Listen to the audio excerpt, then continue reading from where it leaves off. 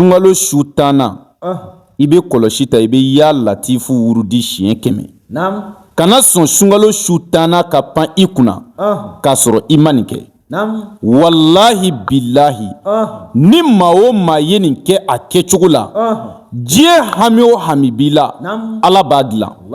I ti foyi fɔ Ala ye ni wurudili in kɔfɛ ko Ala t'o k'i ye billahi o ti kɛ.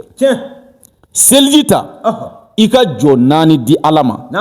A jɔ 4 kelen o kelen Fatiha kalan siɲɛ 1 Ayatul Kursi siɲɛ 1 Inna anzalnahu i b'o siɲɛ 1 kɛ Qul huwallahu ahadun o siɲɛ 12. N'i ye salamu laban bila jɔ 4 a bɛ bɛn salamu 2 de ma.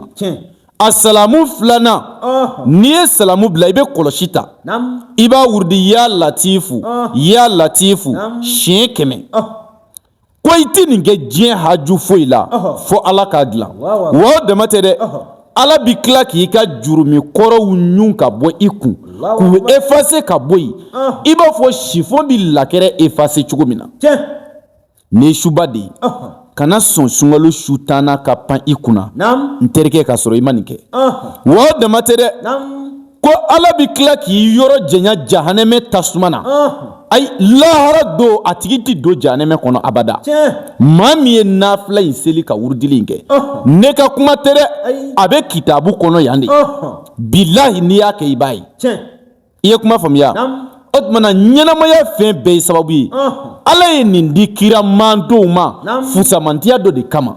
Manton minnu tɛmɛna olu si ka jan ni anw si ye. O de kama Ala ye bonya dɔw di Ala kira ma ko a di i mantonw ma yalasa u bɛ se ka fɔlɔ mantonw n'u ka si jɛnyaba u bɛ se k'olu dan Ala bato la. I ye kuma faamuya. O de kama n ko fɛn bɛɛ ye sababu ye.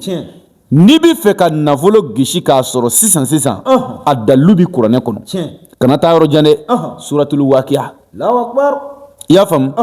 A baara bɛ kɛ ni sagajigi jɛma de ye ka nafolo gosi k'a sɔrɔ suko ni dugujɛ cɛ k'a sɔrɔ Ala kota tɛ bolisɔn tɛ iza wakati don. Na ni sagajigi jɛman kelen ye ne tɛ dɔrɔmɛ ɲini fɛ fɔ baara ka jaabi. Ni baara jaabila waati min na i bɛ 45 di ne ma mais n'i m'o kɛ bolo min ye si don mɔn na o bolo kelen b'a bɔ. I ye kuma faamuya. Nani ka saga dama ye walima i ka saga wari ci numéro 1 in na +223 72 24 02 98. E k'i ka saga wari ci i k'i tɔgɔ ni ba tɔgɔ di ko Konate n bɛ fɛ i ka iza wakati baara n ye n kalina Ala la o don i bɛ da dalilu la. Ni maa o maa mako bɛ ne Konate la i bɛ diɲɛ jamana o jamana i bɛ dugu o dugu i bɛ weleli kɛ numéro in na i ni Konate bɛ ɲɔgɔn sɔrɔ. N bɛ segin a kan +223 72 24 02 98.